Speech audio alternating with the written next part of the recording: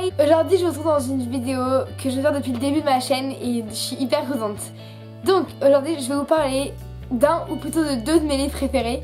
Donc c'est Le premier jour et La première nuit de Marc Lévy, qui est un auteur français qui a écrit plus de 17 œuvres et avec la plus connue, si c'était vrai, qui est sa première, qui a été reprise en film.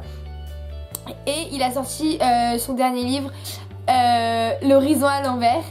N'hésitez pas à dire dans les commentaires si vous voulez que je vous fasse une revue dessus. Enfin, faudrait que je le lise d'abord. Alors, c'est un livre qui m'a emporté dans une histoire de malade mentale aux quatre coins du monde. C'était juste extraordinaire. Donc, je vais commencer par vous lire la quatrième de couverture du premier. Un étrange objet trouvé dans un volcan éteint va révolutionner tout ce qu'on croit savoir de la naissance du monde. Il est astrophysicien, elle est archéologue. Ensemble, ils vont vivre une aventure qui va changer le cours de leur vie et de la nôtre. Ça donne grave envie. Ça donne envie qu'à moi. Donc, c'est l'histoire d'une jeune femme, Keira, qui est partie en mission en Éthiopie. Et un enfant qui s'appelle Harry, qui est devenu ami avec elle, qui lui a offert un bijou, une sorte de petite pierre en pendentif, et qui a plus de 400 000 ans.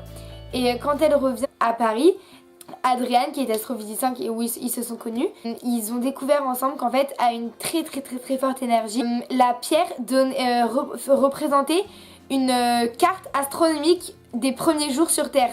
Incroyable, genre. Ils vont découvrir en voyant le bout de carte qui a plusieurs exemplaires cachés aux quatre coins du monde, et donc ils vont partir à leur recherche.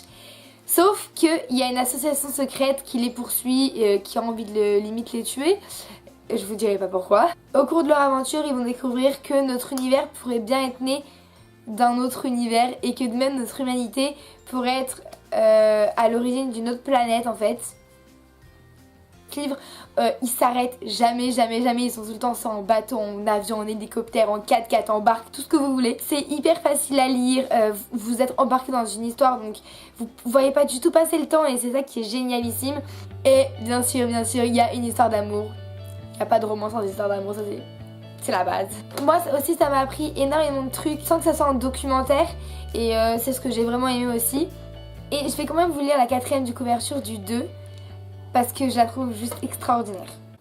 Il est mon livre. Ah. Petite citation d'abord. L'amour est l'ultime aventure, mais l'aventure n'est pas sans danger. Il est une légende qui raconte que l'enfant dans le ventre de sa mère connaît tout du mystère de la création, de l'origine du monde jusqu'à la fin des temps. À sa naissance, un messager passe au-dessus de son berceau et pose un doigt sur ses lèvres pour que jamais il ne dévoile le secret qui lui fut confié, le secret de la vie. Ce doigt posé qui efface à jamais la mémoire de l'enfance laisse une marque. Cette marque, nous l'avons tous au-dessus de la lèvre supérieure, sauf moi. Le jour où je suis née, le messager a oublié de me rendre visite et je me souviens de tout. Je trouve cette quatrième de couverture juste magnifique. Voilà, je vous en dirai pas plus. Moi, c'est vraiment un de mes livres préférés. J'espère en tout cas vous que ça va vous plaire et que ça vous aura donné vraiment envie de le lire. Et puis, je vous dis bonne lecture, bisous!